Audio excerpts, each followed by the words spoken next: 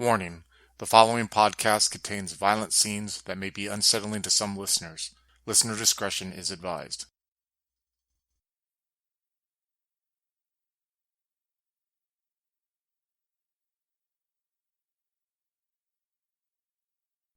Hello, and welcome to the Diaries, where my pals and I get together and talk about subjects dealing with our favorite tabletop role-playing setting, the World of Darkness.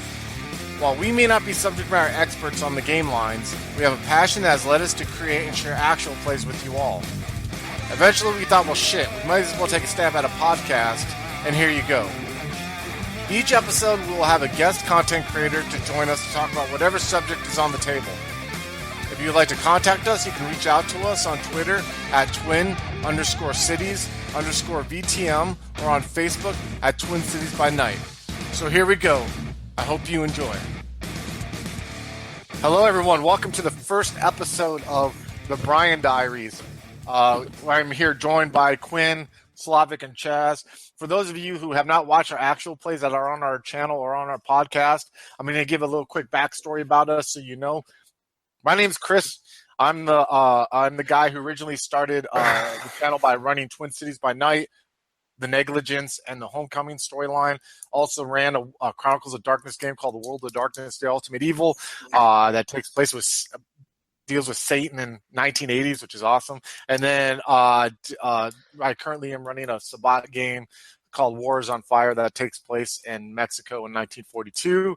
We'll kind of a poser when it comes to this RPG stuff. I was into White Wolf from about 1999 to 2001, where I was like, just was falling down the rabbit hole with all of it. Bought a bunch of books, and then one day my books got stolen, and I was just like, fuck it, and I moved on. I just kind of forgot about role playing up until about I think not even 2 years ago, around 2 years ago, a little less. Yeah, about. I got back into White Wolf. I just pretty much on a whim. I was cutting weight for a Brazilian Jiu-Jitsu tournament. I was just miserable, and for some reason I was on Reddit, and I found the White Wolf Reddit page, and next thing I know, 2-3 months later, I'm looking for people to play in the game online, and that's how we got together. So I'm excited to be here, talk about my favorite tabletop setting and one of my favorite hobbies now, which is White Wolf / World of Darkness games. Quinn. Yeah, I'm Joaquin. I ran a game on this channel called Victorian Age Vampire Diluted, which was set in the year 1848 during the time of the Great Famine in Ireland, and so we did that. That was a blast. Yeah, we did that. It was awesome. Yeah, that was my first time ever running a tabletop game for anyone, really. So that was an experience for me. Yeah, I got into tabletop RPGs back in high school when like a gaming club and the school met together, and we pulled out a Dungeons and Dragons thing. I was like, I heard about it and never tried it at all, and so I tried it. It was like, I actually like this. I really enjoy this, and so I got into it, and then I was sort of just like searching for several years, and then I met up with Chris a couple of years ago, and boom, here I am today. So are you saying we were like fate brought us together for your first time? Is that what you're trying to tell me? No? All right. If you want to see it that way, I can help you there. No. I'm just saying, you know how to make someone feel special, man. But no, it's been awesome. Yeah. Victorian Age Vampire was a blast. I got to play in that too. That was the first game where like someone else ran a game on their channel, and Quinn knocked it out of the park. Especially like not even factoring in the fact that like it was his first time storytelling too, and he did it like to the public, which takes some cojones, man. And so I know we're all excited to touch upon that or other ideas that you've had to run games in the future, man. So that's awesome. And we're also here joined by Slavic. What's up, man? Hey, yeah, so I'm Slavic. I sort of got into White Wolf through Vampire the Masquerade Bloodlines. I actually wasn't how old was I? I was like 15 or something. So I played this game, tried to find similar games, and I actually realized it was a role-playing game. So by that point I already had experience with role-playing games. I played Warhammer Fantasy Roleplay, and I think I played a bit of GURPS as well. But yeah, World of Darkness games, or Vampire the Masquerade in particular, was just very different and a more story-based game. The games I ran before with my friends, it was more, hack and slash, this sort of thing. And I really liked the focus on story and stuff. And I actually also ran a one-shot on this channel. You won't be able to see it yet. You'll have to wait a couple of months, but I do hope that you'll enjoy it. It's a bit different than the normal stuff we do.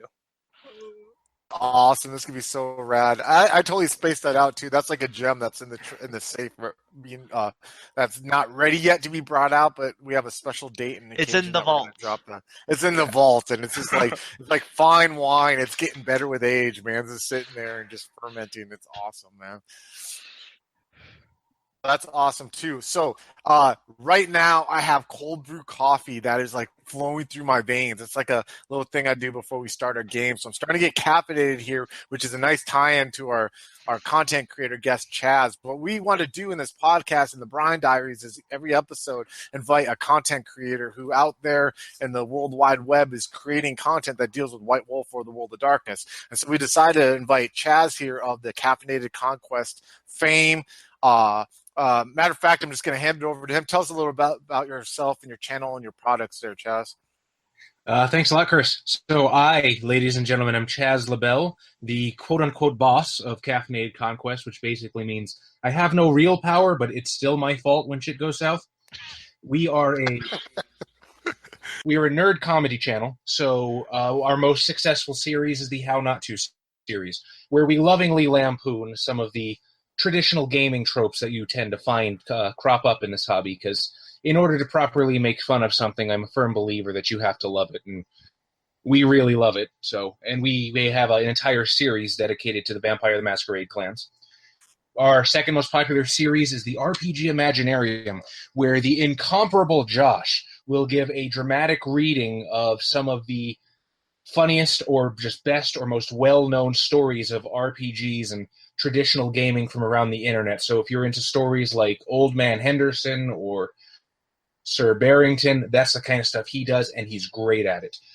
I am also very fortunate to a cast of some genuinely funny people, and we do White Wolf actual plays on our channel. And I gotta admit, at first I was a little hesitant, because I was thinking, this is a community of people that want real emotional impact and deep, thought-provoking stories. And down with a bunch of nerds being laughing, joking numbnuts over our gothic pain and deep personal sorrows. But, fuck that.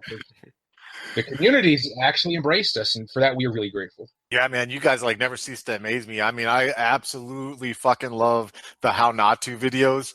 That was like the first, honestly, that was the first that I got into you, because Slavic actually was like, you got to check out this video, How Not To Toreador, man. It is hilarious, dude. I was like, all right, let me check it out. And then the rest is history. But I think Chaz sells himself short a little bit too, in a way, because you do run, you've been running V5 playtesting. You've been running that stuff for Josh over there at High Level Gaming, for his stuff in the Storyteller Vault.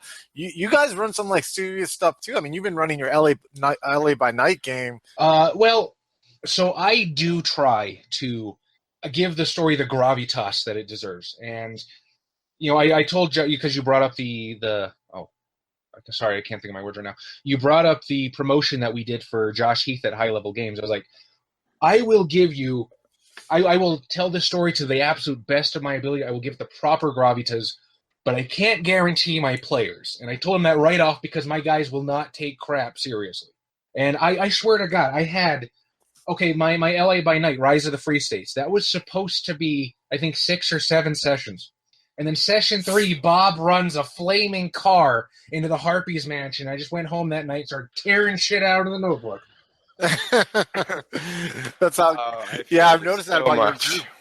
Yeah, it happens, man. But you run with it. I think it's actually kind of, in my opinion, you guys are starting to get a reputation almost as the people to try out things when they come out, like the V5, which was going to tie into our second segment, the way that you guys have handled playtesting V5, I think is awesome, man. I think it's garnered you guys some much warranted and much earned respect in the community. You had Dawkins, the gentleman gamer, who was happy with how he saw you guys handled his Rusted Vein write up for V5, which again we'll talk about later.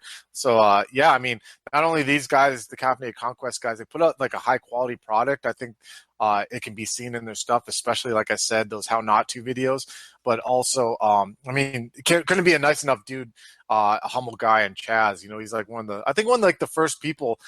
Content creators like I started talking to on a regular basis, especially when we started the whole White Wolf RPG group. You know what I mean? Was like one of the first people on there sharing his stuff. So, yeah, man, good people, good stuff. Check out stuff. How can people? How can they check out your guys' stuff, Chaz?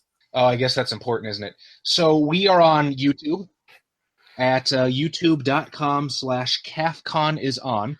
We are on SoundCloud at soundcloud.com/CaffeinatedConquest. We're on iTunes somewhere, so just search for us. Hopefully, you'll find us. I'm sure we'll provide links. So we'll provide. Don't worry, guys. Chris, know where they can find us? At the White Wolf Gameplay Facebook page. Oh yeah, that sounds familiar. Yeah, basically, and there'll be a link in the stuff. But like, we have that Facebook group, the White Wolf RPG Gameplay and Media. What was the original name I had for that group? It was like New World of Darkness and Old World of Darkness. It was like it was really complicated. It was like the worst run-on sentence ever, you know what I mean? But we eventually changed to White Wolf Gameplay and Media, so that's awesome stuff. So yeah, man. So it's great to have you all guys here. We're gonna jump into our first break, and then when we come back, we will be talking about Vampire the Masquerade 5th Edition and the mysteries that are behind that. So please stay tuned. Hello, folks. Have you ever wished you could have an easy way to find gameplay videos and podcasts, or just media in general that deals with your favorite White Wolf role-playing games?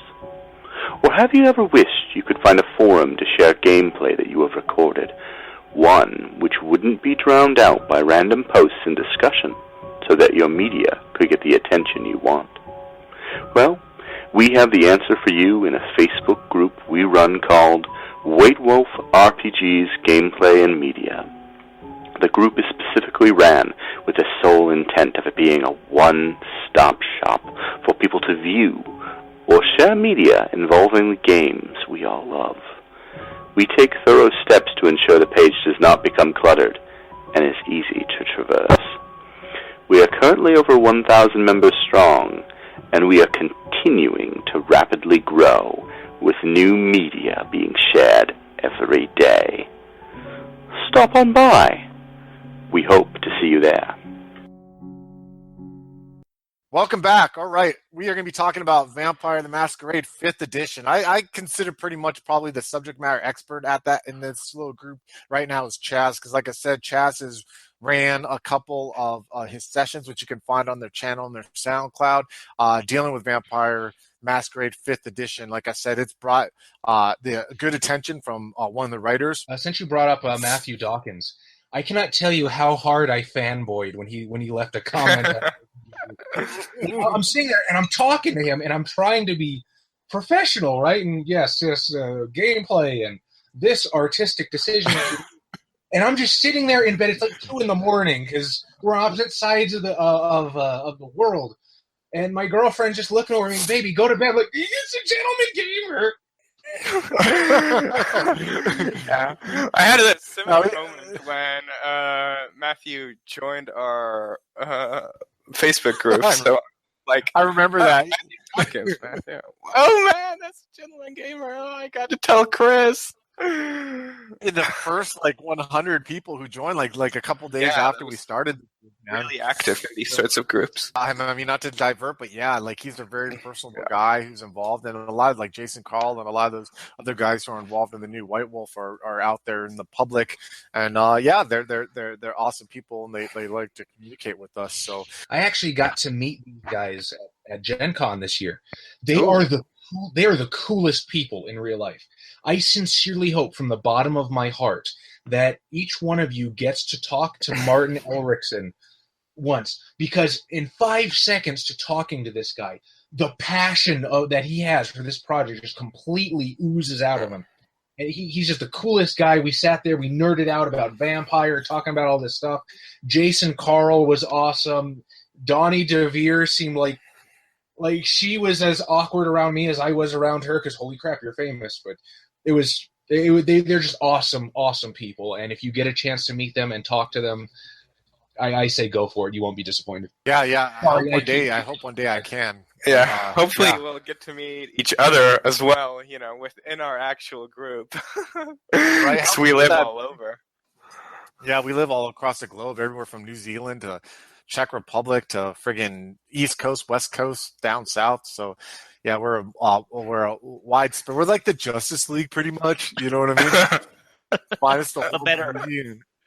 But better, yeah, but not bad. But that's a different subject. So V5 currently right now, I don't know, what are they calling the iteration that's Rusted Vein? Because that's what they're currently still playtesting at cons right now, right? Is that like the alpha, beta? Is there like an official term, Chaz, for like what they're calling the current V5 playtest that's out? Yeah, it's the alpha playtest right now. So we alpha playtest. We had the pre-alpha that came out at World of Darkness Berlin, and that was basically entirely to test the hunger system. Now they're moving into other things, and we have the alpha, which they run at Gen Con, and they've run at PAX Unplugged just this recently, a week or two ago, I think. Yeah, definitely. Now, you see, I'm one of the people like, I don't know if it's just laziness on my part or what, but I really don't like to see behind the curtain when stuff is being made at times. Like when I've backed a couple like Kickstarters for World of Darkness games, White Wolf games, that are currently being produced. And I don't like looking at any of like here's the PDF of what we currently have. Here's a release chapter. Because to me, it's just like, I like to collect books and everything, and like I just want the finished product. Just like when it's done, just hand it to me and I'll read it and I'll give my opinion. You know what I mean? Like I'm not. So that first one, like V5, was first announced when they did the Berlin by Night story. I kind of like started to read the rule set a little bit, but I was like, ugh, I don't have the. This is just me, just my laziness. I'm just like, I'll just read this when it comes out. You know what I mean? Like, because to me, I understand stuff changes, and and to be honest, I don't get too myself. I don't get too personally vested like in additions or mechanics, as Slavic probably well knows. You know what I mean? Like people talk mechanics and argue about mechanics, and I just kind of like check out. You know what I mean? I'm like, whatever. I don't care. Like it doesn't. It's not like exist. Yeah, it's usually me and Andrew talking about stuff. Yeah. You're like just there, level 5. Level 4 thaumaturgy against level 5 aspects. No, but seriously, like I just kind of check out because either I'm dumb or whatever. So like I rely on people like Chaz, or I rely on my friends who like read the stuff to kind of like tell me this and this and that and that. And one of the things that I do like, and by the way, what I'm about to say is not any kind of like me saying the game should be played this way, right? This game is wonderful. Like you can play comedy games, you can play personal horror games, you can play action games, you can play end of world Gehenna plot, antediluvians, whatever. And really it doesn't bother me. It's your thing. You do your thing, man. I'll do my thing, and it's cool. No judgment. But I am excited to hear that the game is kind of going back a little bit to like the smaller scale personal horror, like city in a way, and they're kind of, it sounds like, and just from my understanding, it sounds like they are using the whole, the Sabbat are in the Middle East fighting the Gehenna Wars against the Elders, and right now the Camarilla is super like, we don't want no outside influence, we want to lock everything down. I like that, because I like games, and from what I hear about the hunger system and the compulsion system, it sounds like they're really diving into vampires are damned, and it's about trying to survive in a world where you're damned. Am I correct in that assertion, or am I a little off there, Chaz? Okay, well, a couple things I want to say. I'm going to try to remember all of them, so forgive me if I don't. Number one, Okay. When we first start talking about V5, I just like to say, because communicating with people in the community, I've noticed that V5 tends to be pretty divisive, I think, because nerds, we're stodgy people. We don't like a whole lot of change. So let me just put it like this. This is how I see V5, right? I love Vampire. I love V20. You know that I do, because you don't put as much work into stuff as we do in CAFCON and not absolutely love something. But when you truly love something, you love it, despite its flaws, warts and all, and I don't think anybody 80/20 and say, yeah, that system is absolutely perfect. It has its flaws, and when you look at it objectively, I think a lot of the new things they're doing are a vast improvement. There's some stuff that I don't like, and we'll get into that later, but I think, again, looking at it objectively, some of the stuff they do is amazing. Like you brought up the hunger system. Mm-hmm. You really don't notice how bad some of the old mechanics are until it hits you, because we never had anything to compare it to. But there was an episode in Rise of the Free States where Xavier's character, Jabril, we had just gotten out of combat, and he burned himself down to 2 blood. And mind you, he's got a couple dots of generation at this point, so he is at a point where the average vampire is gone, empty, nothing.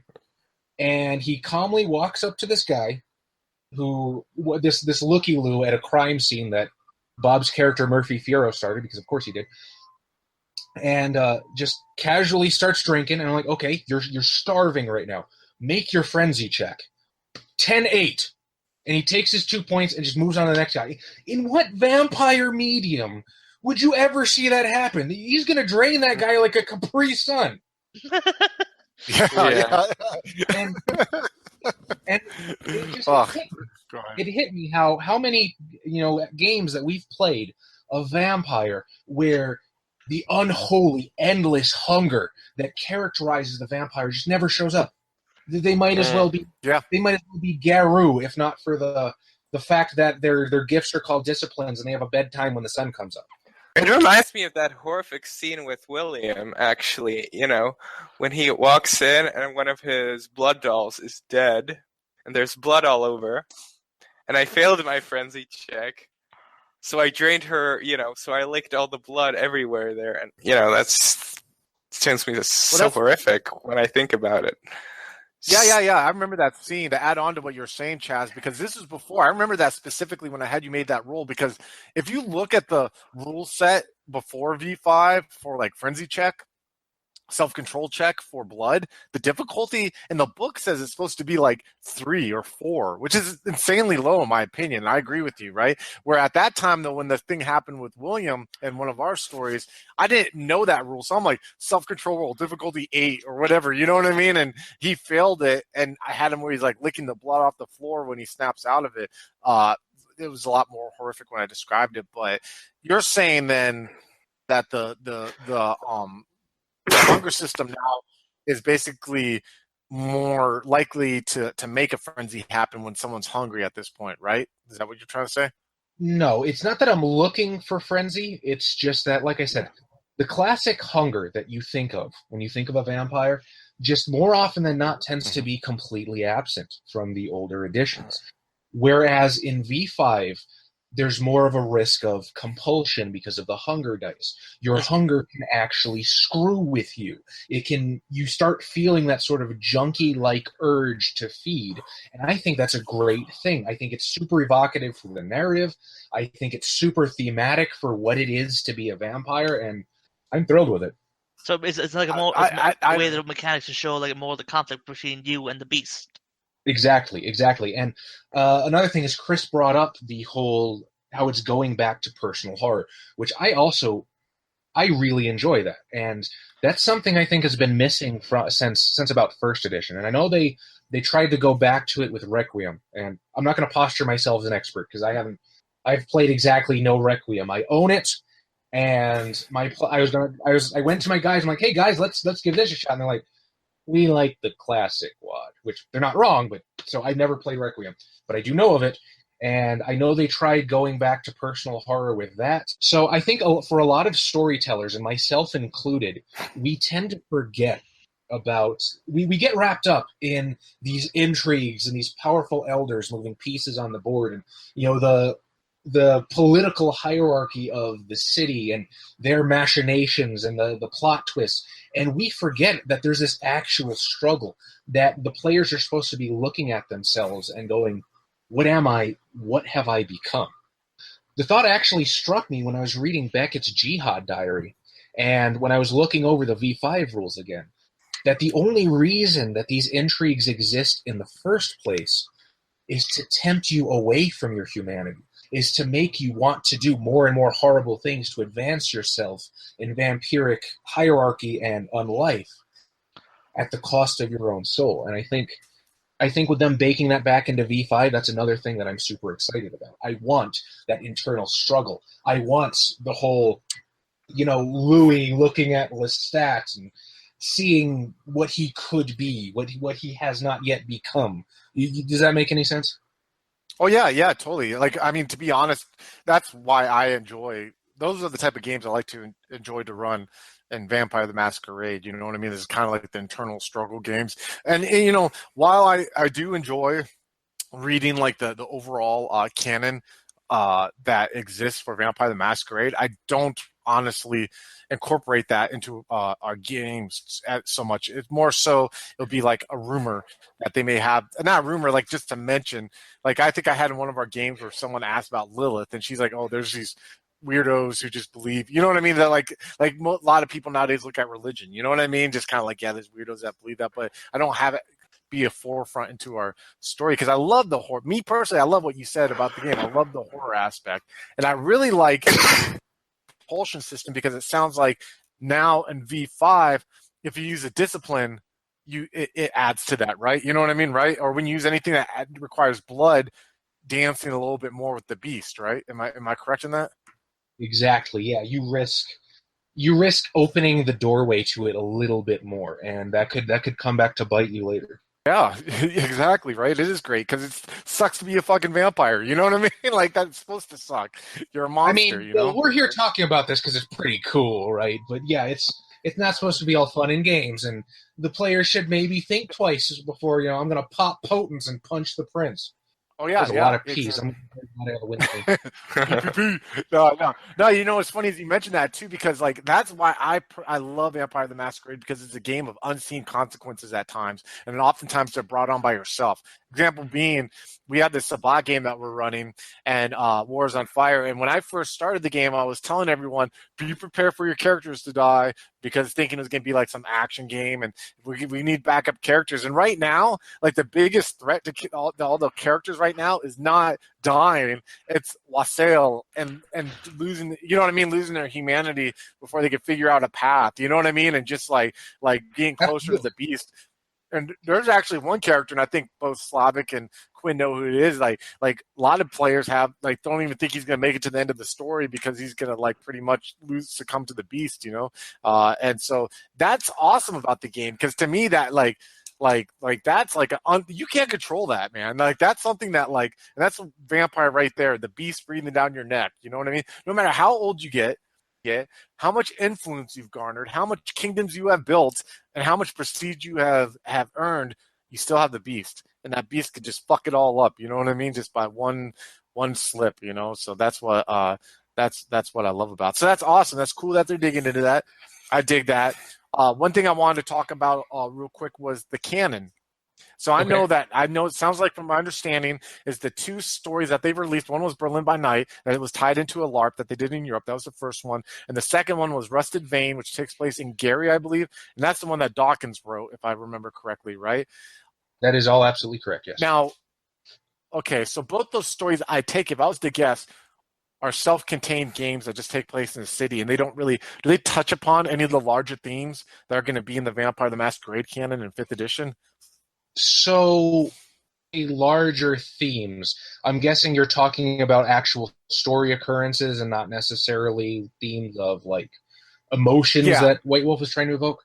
No, it's story occurrences. Like, for example, the Sabbat being in the Middle East now, and not so much in the U.S., anymore. Stuff like that. Do any of those little gameplays touch upon the larger canon? I guess I should have phrased it.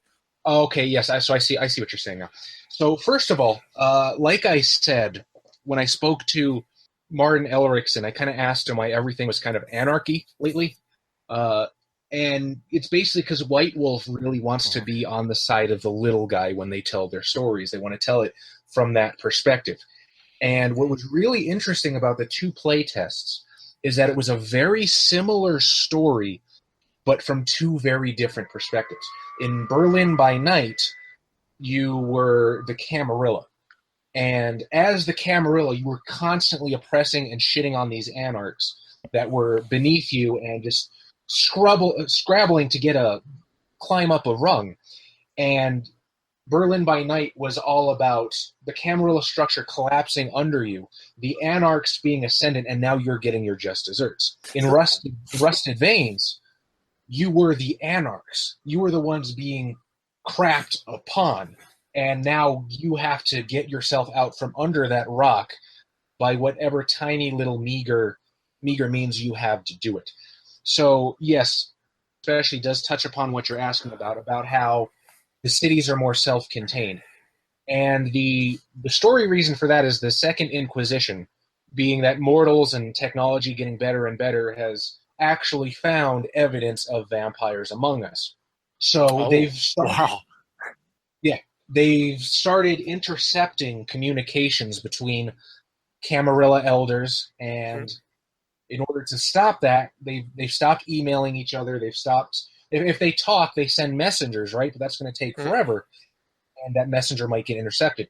So the Camarilla fiefs have kind of, I guess, degenerated into their own islands in a sea of radio silence, where before you would have the ivory tower and the inner circle would make decrees and pass them down to the prince. Now it's more self-contained, and I think they're actually mirroring Requiem once again, because the storyteller could kind of set up the city however he wanted. And I think they're trying to give that freedom back to the players. So like Chris said, if you're not a big canon guy, if you want to ignore canon, you can say, this city, and it's ruled by a council of Primogen. It's Anarch City, and it's an open democracy. Or I have this traditional prince that breathes down everybody's neck. And I think that's one of the reasons why they did sort of separate them from everybody else. So a storyteller could have that freedom. I love that, man. I really, really love that, dude. It sounds like it's almost like a Dark Ages in modern day. You don't like we can't use technology anymore. The Inquisition's watching us, so we need to get some Game of Thrones gold crows that can fly light speed. I'm just joking, but I really love that, man. Like I hear that, like I'm literally like sitting here like cold brew running through my veins, all super excited now, like hearing that, man, because it sounds like First Ed. We were talking the other day, Chaz, about Chicago by Night, right? And you have a history with Chicago by Night. It really sounds like to me like a lot like Chicago by Night, First Ed, really in a good way, like the Anarchs and the Camarilla, and like it sounds more, I don't know, man, like more personal in a way, you know what I mean? Like more believable, I guess, other than, magic vampires, but like seriously, it sounds awesome, man. It like really gets me excited to hear that. No, I was just going to ask you, I was going to say, is this modern day Inquisition, from what it sounds like, it's more of a government institution rather than like Society of Leopold kind of stuff? Well, I mean, the Society of Leopold's always going to be around, but yes, it's, I'm trying very hard to sift through my memory banks for this. But I believe what actually started tipping them off, because in Berlin by Night, it was the GSG9, who is Berlin's elite SWAT team. And they were going after the, Frau Falk would kill me if she knew my German got this bad, but I believe it was the Schwarzkörper bodies, because they had these infrared scans, which of course pick up heat, and they have people going through that are completely black on these scans. Go, what the fuck?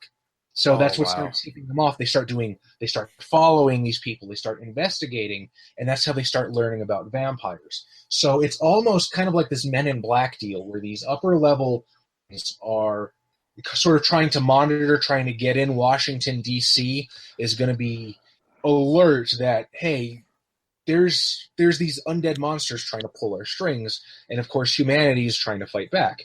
But as far as the Society of Leopold, they haven't necessarily mentioned anything about them yet, to the best of my knowledge, but I assume they're always going to be around.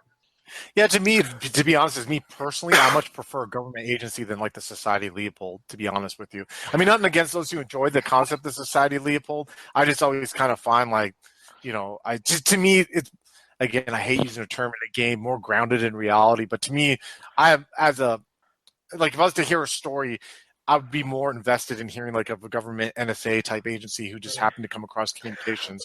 I prefer that as a storyteller, because I think it like sounds realistic, and also, like I said, kind of push. I love it that like they're like, oh, we can't use this email thing anymore. And you already have elders though who are like who are prone not to know technology because they can't comprehend it, and now you got neonates who are afraid to use it. You know what I mean? So like it's like I love the concept of the city being the city. What do you think about all this, Slavic? I mean, what are your opinions? Yeah, I've just been thinking about it, and I'm not sure because they could have basically gone two ways with this. They could have either gone, vampires embrace technology, whatever, and they sort of put it under wraps through their hidden contacts, or this way where some government agencies know that vampires exist, and I think it changes the game a lot, especially since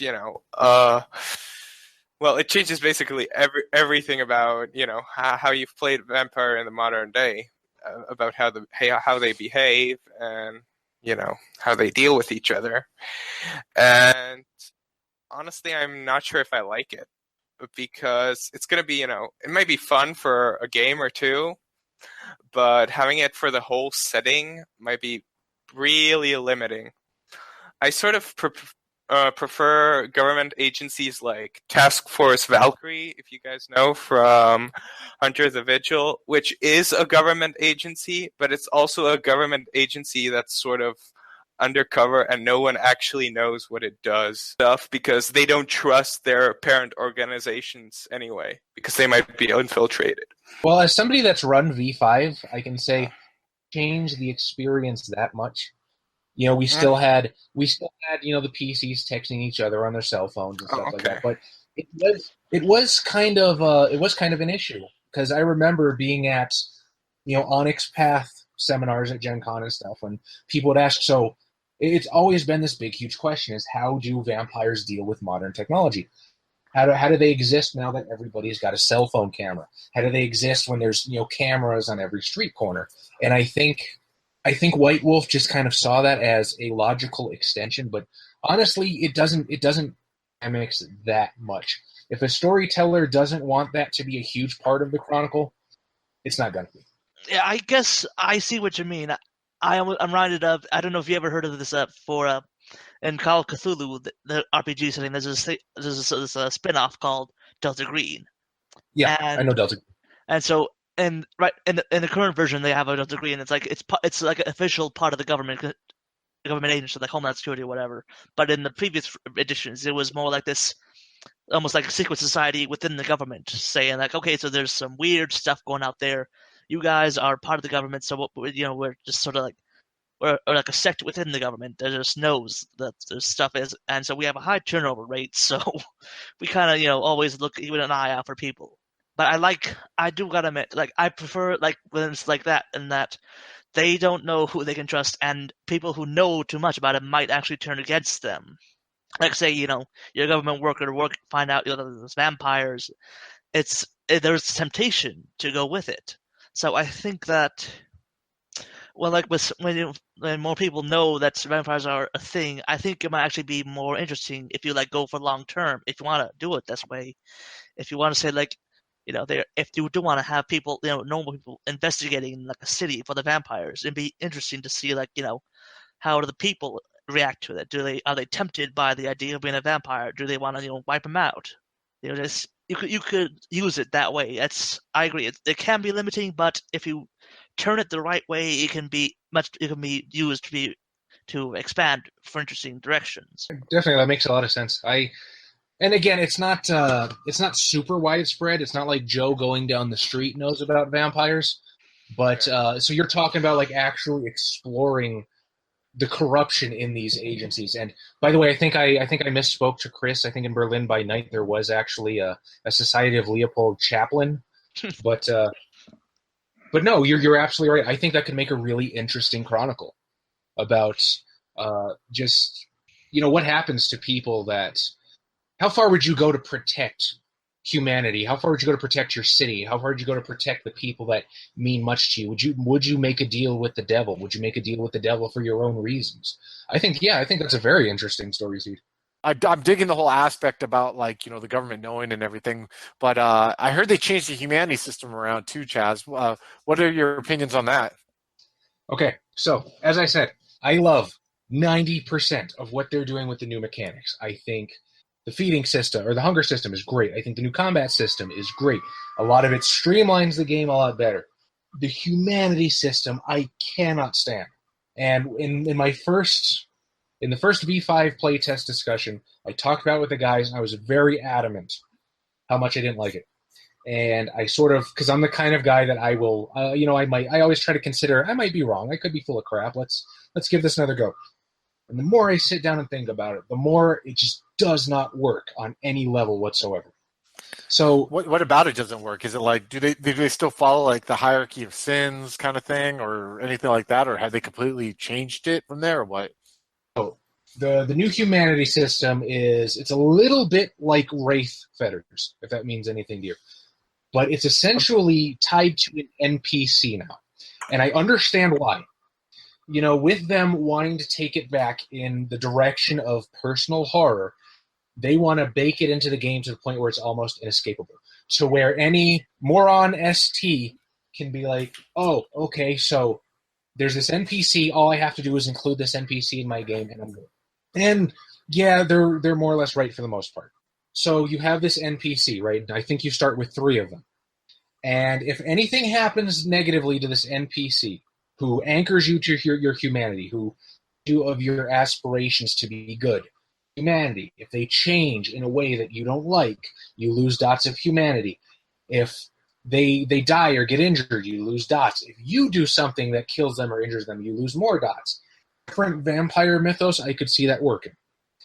But in VTM, we have the beast. The humanity struggle in Vampire has never been about, oh, I want to be good for goodness' sake. It's, I don't want to be a fucking ravening monster.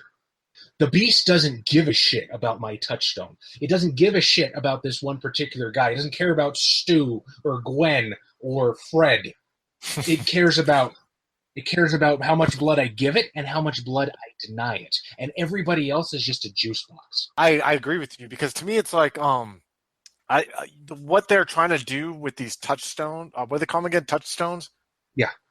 Is that, yeah. What they're trying to do with these touchstones, it seems like, is accomplished through role playing in itself, right? You know what I mean? Minus the loss of humanity. What I'm saying is, it's like, if you're a storyteller and you have a very character driven story, right? And you have a guy who's emotionally driven, invested into his character he's playing, and he sees an opportunity if something happens to a mortal NPC whether it's a retainer, ghoul, ally, contact, or just a friend that's not even a dot on a sheet, and he just, something bad's happened to him, they decide, I'm going to say this affects my character this way. To me, that's just solely, shouldn't even be a mechanical issue. It just seems like, to me, they're trying to force good role playing through mechanics in a way by that. You know what I'm saying? Where really it could just be something that is handled without having to roll the dice or have a dot on a sheet of paper. I see what you mean. I don't know.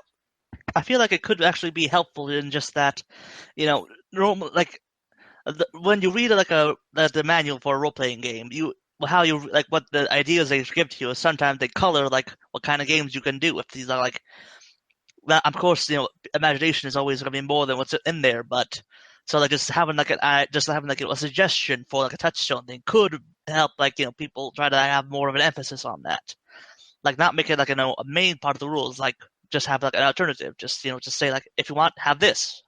See, now that might work. I was thinking if they were to put it in like the storyteller's handbook as an option, that could be interesting, because like I said, if they did want to divest themselves from the lore of Vampire the Masquerade, it could work. But I think as it stands right now, number one, Chris, it's not just any NPC. You have 3 specific NPCs that affect your humanity, and everyone else can go screw themselves, which is I'll come back to that part. But number one, I think it actually ends up taking away from the personal horror aspect.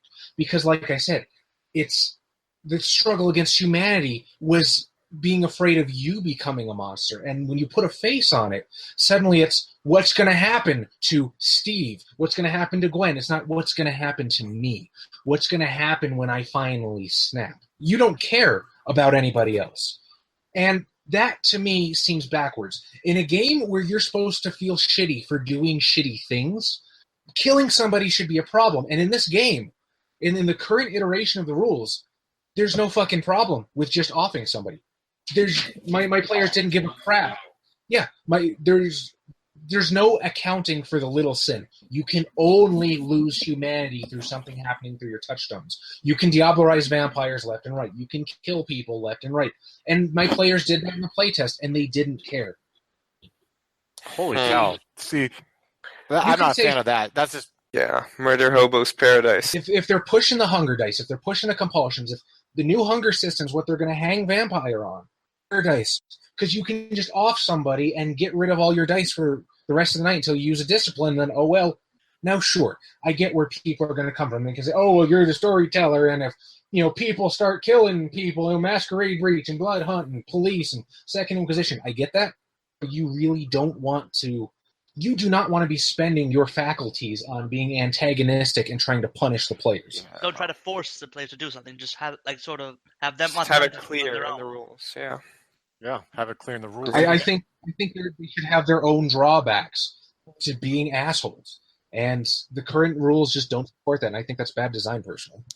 Yeah, well, the good news is it's alpha, right? And hopefully, maybe between now or between then, when that was created and when the final product hits the shelf, maybe they'll, they'll fix that. Or the golden rule can come in. You could throw it out the window. You know what I mean? If you choose not to use it, hopefully it'll be that easy without too much of a repercussion. That is one thing I've thought about, because if there's one thing the humanity system does excel on, it's a very good way to give the player characters hooks in the story. It's a very easy way for the storyteller to bring the player characters into their narrative. So it's not terribly difficult to house rule. I could use them as it was, and then maybe give a compulsion roll for a dot of humanity to kind of work like the old systems, which the old systems unfortunately weren't perfect either. Back in August of 2015, before the Paradox purchase, Eddie Webb from Onyx Path was actually he announced he was going to be working on Vampire 4th Edition, which the news of that kind of got swept under the rug because 2 months later, and as Onyx Path does, and I can send you the links to this for the show notes if you want, Chris, they do their open development diaries, and one of the things he was talking about was how players just kind of use the current humanity system as atrocity points that they spend before handing their character sheet to the storyteller and being an NPC. So the current humanity system isn't perfect, but is this better? No, it's an absolute train wreck. I could use it, I could house rule it, but I just don't like it. Yeah, me personally, my favorite aspect of Vampire the Masquerade is the humanity system. I'm a huge fan of it. I think it's like the number one thing that a storyteller can use to stop a game, to show there's repercussions of having to, if you don't think through your moves as a vampire, you know what I mean? And it really ties that all in. And it has every repercussion from Wassail, B, to other kindred feel weird around you if you have low humanity. C, you can't go out in public because people are crossing the street when you're walking on the sidewalk. You know what I mean? Like, it's so much stuff, and it really adds that element to it. But awesome people like you guys who read this stuff, and that's why I wait till the end, because I find myself, I'll get all angry, you know what I mean? And I just and I don't have anything constructive to offer in the process. But that's awesome that you and your folks have sat through and played through that and everything and tested that out. And I'm sure if they do come out with another iteration, I don't know their plans, you know what I mean? I know they're saying late Q1 of 2018 the final product will be out there, but I don't know if they're going to release any other teasers or not. But I look forward to seeing you and your awesome troop of players can test that out. And oh yeah, definitely. I look forward to that. I actually think V5 is going to end up getting pushed back because I know they're going to use Beckett as a springboard into the meta plot, and I don't even think that's gotten released yet as of the time of this recording. I think it's still in the preliminaries. Hey, proofread this for us. Last thing I heard was Martin Erickson say at Gen Con by this time next year. So they might even be saving it for Gen Con. I don't have anything to back that up. That's just conjecture. I am excited for Beckett's Jihad Diary. I don't know why, but at first I wasn't, and I didn't put in for the Kickstarter. And then for some reason I got this bug up my ass, and they had that last offer where you could get in on the premium or whatever deluxe edition and back it. You know what I mean? After the Kickstarter closed, and I did that. So I got in on it. I still haven't read the PDF like a lot of you guys. I had access to it. You know what I mean? Being a backer. But I'm excited for that one. That's the one. Hearing it's like 500 fucking pages long. 500 pages. So I actually just got it a couple days. I did what you did. I got it off of BackerKit. and it is so good. It reads like the original Bram Stoker's Dracula because it's all different audio recordings and diary entries and stuff. So it reads like a novel. It doesn't read like a source book. And I was up till probably like 4 a.m. last night just reading through it. I found it so compelling. They did disappoint me, though. They did disappoint me a little bit. And don't misconstrue anybody listening to this. It's a fantastic book. Buy it. I love it. It's probably my favorite book of the V20 range. But you remember the chapter I was most looking forward to, right, Chris? I told you on Twitter. The Chicago chapter? The Chicago chapter. Or was it? So I got to the chapter. I was thrilled. I was excited. Chicago is... It's home for my Vampire the Masquerade games. It's my Greyhawk. So I'm reading through it, and nothing fucking happened. In 25, I think, like 24 years since the last Vampire Second Edition, nothing fucking happened. The same NPCs are still running around. They still don't have a prince. They were talking about Mel stirring from torpor in 1991. Fucking 20-something years later, he's still just scratching his nuts. Oh man, that's a bummer because I was like, I think the one big thing everyone wanted to know was who's going to be the canon prince after all that shit happened under Blood Red Moon, which I'm vaguely familiar. I read Chicago First Ed. I haven't read Second Ed, but I know. I mean, I think everyone knows what happened. Spoilers if you haven't, but basically a bunch of werewolves and Sabbat members team up and wipe out a good portion of the kindred population in Chicago, and the prince at the time, Loden, was killed. And so the big thing for people who played Chicago by Night, like Chaz and others, was who's going to become the prince, and like different stories about different NPCs or whoever. But I was looking forward to see who did. Sounds like it's just still the Primogen are running it, but well, you read Chicago by Night, so you already know. But spoiler alerts: if you're playing in a Chicago by Night game, or if you're gonna ST, or if you don't want spoilers, skip 5 seconds ahead. So the Primogen actually run Chicago. The prince is just a puppet, and they didn't see a reason to elevate somebody else. But I'll tell you what is cool. What sort of made up for that for me in Beckett's was the LA section. The LA section is the first time I've ever seen them actually reference the events of Bloodlines, which is supposed to be canon. You get to find out Nines Rodriguez's first name. I've never played Bloodlines. Dirty secret. Don't judge me. I that was after I quit playing Vampire, so I never got to play it. I know Slavic played it. I don't know if Quinn did. Who's Nines Rodriguez? Nines Rodriguez. Leader. Yeah. And, I've played through the game a lot of times. Like, I think you and me both. 10 times or more. Never played it. I think that's called an addiction at that point. But it's just a cult classic, man. It's just not something you can explain. It's just the atmosphere, Well, that sounds like a good... You need to take a break so you and Chaz can go ahead and continue on the side about your love for Vampire the Masquerade Bloodlines. And I'm sure right now there's like 90 people like sending tweets right now about me being a jerk. But I mean, I got no opinion on it the other way, but it's awesome. But all right, let's jump into a break. And then when we come back, we'll be talking about what to look forward to on our channel. And thank you again, Chaz, for all the insight that you brought to V5. I know you answered a lot of questions for me. All right, everyone, see you after the break. High Level Games, the industry's first choice in taking your games to the next level. We are a podcast blog and new media network at highlevelgames.ca. We have blog posts about all of your favorite games going up 5 days a week, and a podcasting network with actual plays and shows that discuss role-playing games, with more rolling out all the time. We are on iTunes, Twitch, and YouTube. Find out more information at highlevelgames.ca, a site that certainly isn't controlled by a shadowy board of directors of otherworldly origin. That's highlevelgames.ca. Please, help. They're coming.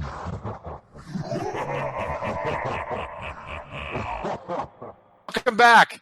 We're going to be talking about now, just take a little bit to talk about what will be coming up on our channel here. So you should be, if everything goes planned and, perfect world and everything, on December 10th, for Vampire the Masquerade Wars on Fire, which is a Sabbat chronicle that follows a pack called the Pale Riders Pack. In 1942, they started in El Paso / Juarez, Mexico, and currently right now, no spoilers, but they are heartland of Mexico. Quinn plays a Bruja interview called Jasper Flint, who's Lint. Lint, sorry, I'm a horrible storyteller. Lint, who's one of the most horrific fucking Bruja I met without ever doing anything specifically horrific. And then you have Slavic, who plays is the Shimizi priest for the pack. I am looking forward to this game. This game originally I thought was just going to be a nice little break from our normal Twin Cities by Night game, so people could play Sabat and cause damage. But it's like surprised me. It's become this very inner, I don't know, man, just like philosophical / like family union and the Valdery and about like evolving into like something other than human and seeing the slow evolution as a pack does it together. Someone like told me on Twitter once who listens to the podcast version said it's like it's oddly like listening to like a family drama in a way, you know what I mean, like a good family drama, and I find it to be that way. So I'm very excited for that. I'm very looking forward to that. So that should be hitting our YouTube channel on around the 10th or the 11th, and then usually when the week following is when the podcast versions and the edited chapter versions will come out.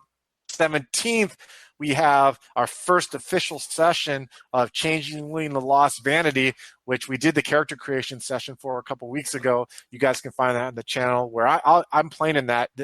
Adam, who played in our World of Darkness Ultimate Evil game, is running that.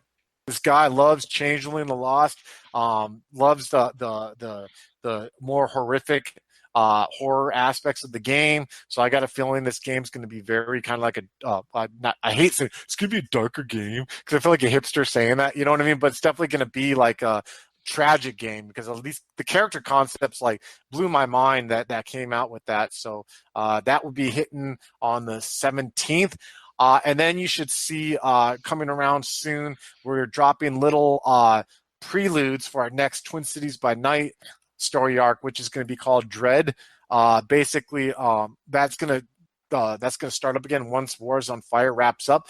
But for now, we're going to be releasing 3 character creation videos, and then we're going to do like a kind of synopsis video with who's playing his character Katao and Slavic, who's playing his character William, just kind of like go over their history as a mortal and go through the game and where they're at, so that when Wars on Fire is done, you can hit the ground running and you can listen to Twin Cities by Night Dread, which will be the 3rd story arc. No spoilers, but for those of you who follow our Twin Cities by Night game, they probably remember how that 2nd arc ended, and there was a lot of changes coming in the city there. So I tried to name like the story arcs to like what I want the overall theme to be. Like the first one was Negligence, 2nd one's Homecoming, this one's Dread, so you can put your imaginations out there to like what the game's going to be like. So I'm really excited for that. So we're going to go ahead and wrap it up. If you guys want to find Chaz's and Caffeinated Conquest stuff on YouTube, SoundCloud, Twitter, Instagram, I think that guy even has an airplane ad flying around in my neighborhood right now. I'll post that all in our description for the video and the podcast. If you guys want to find, you've already heard the ad, but I'm going to stress it again. If you want to find other content as us and tons of other White Wolf folks, go to Facebook, search for White Wolf RPG Gameplay and Media. We have we're almost at 1,700 members right now. We got people sharing content daily, and I'm spreading the word. I'm almost I feel like I'm a Indiana Jones, and I'm scouring the internet. I scour YouTube and Twitter, trying to find content creators. I'm like, come over here and share your stuff. Other than that, do any of you folks got anything to say before we end it for the day?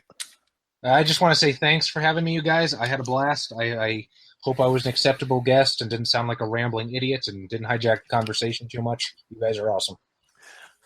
I was gonna say you didn't come across dark and mysterious enough. You know, like we're a dark and mysterious podcast. We play vampire. Where's your trench coat and katana? Yeah, where's your trench coat and katana? Come on now, you know what I mean? I left it at my mom's house, okay? You should be living. What are you doing out of your mom's house? Get back in there. Look, yeah, it's light out. I can either carry my katana or my fanny pack, and I made a call. Yeah. I mean, how are you going to carry your dice if you don't have a fanny pack? So smart move. You have just gained plus 10 nerd points in my eyes. I take back everything I've said, dude. Fanny pack full of dice for the win. Let's do this, All right, thank you for everyone listening. I have nothing else to say. This has been a blast, and I'll see you guys when I see you guys next time.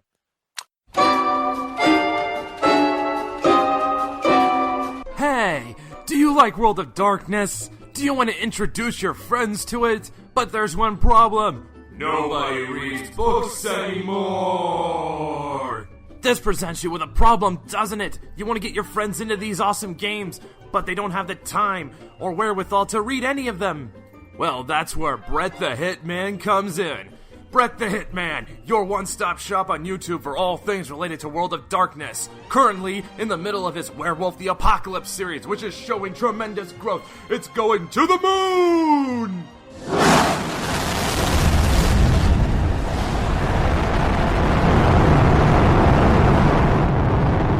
That's right, watch Brett the Hitman and you will get style, flair, humor,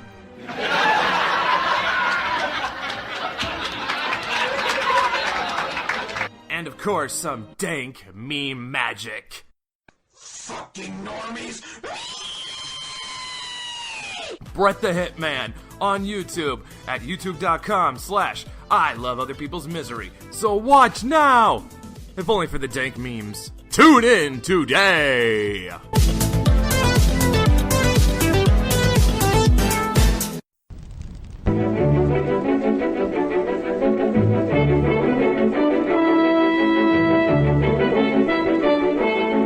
The Los Angeles metropolitan area is constantly growing and changing.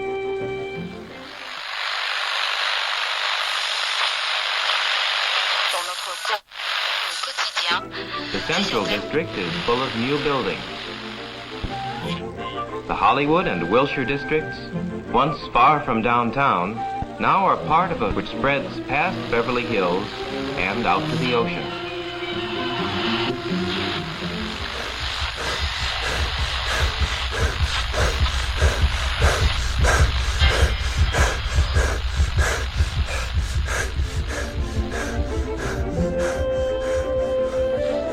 But why is all this going on in Los Angeles?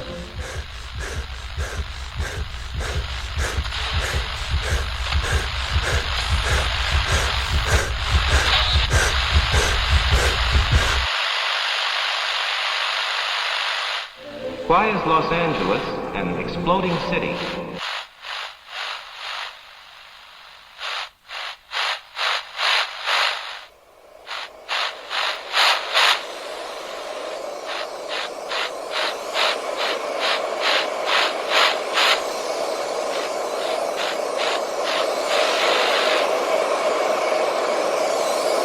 Neon Masquerade.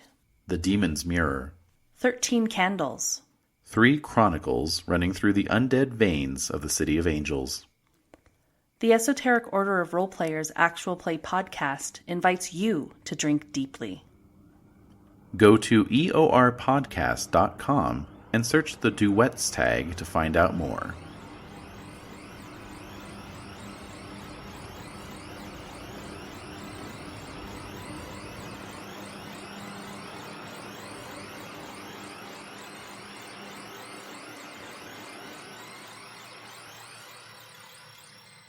Hi guys, I wanted to let you know about my YouTube channel, the video journals of Mike Bailey. Mike Bailey is a character I play in a live-action vampire game called New England Nightmares, which uses the new By Night Studio rules for Mind's Eye Theatre. The chronicles set in the city of New Haven, Connecticut, and we run on the third Saturday of every month in Southington, Connecticut. Most of the credit for the stories told in my journals comes from the plots developed by the amazing storytellers who run my game. So the videos on my channel are basically an in-character video logs of the newly sired Ventrue Mike Bailey. They follow him from his days as a naive mortal to his violent embrace during the Anarch Revolt in the City of London and on to his arrival on the shores of New Haven. The journals show Mike trying to come to terms with his kindred nature, his powerful but impure blood, and his attempts to hide his past from other members of the court of Prince Lucius. So I put out updates every 2 weeks, and I love feedback and questions, so check out my channel, subscribe, and leave me a comment. The mission seems simple enough, don't they always? Simple sweep and flush out operation. We loaded them up in a hazmat tanker in Montreal and shipped them to a downtown warehouse in the Valley of the Sun. They would have been in and out in a few nights. Well, we wouldn't be telling the story if it all went as planned, would we? I go ahead and I pop Wyatt in. Alright, yeah, I'm gonna run at him and do a sweet spin kick and knock his head off. We're waiting to see whether or not the abomination kills us. Shufflehead Chronicles is available on the Critical Hints feed. Search for Critical Hints in iTunes, Google Play, or any other podcatcher. I don't think this is how. No.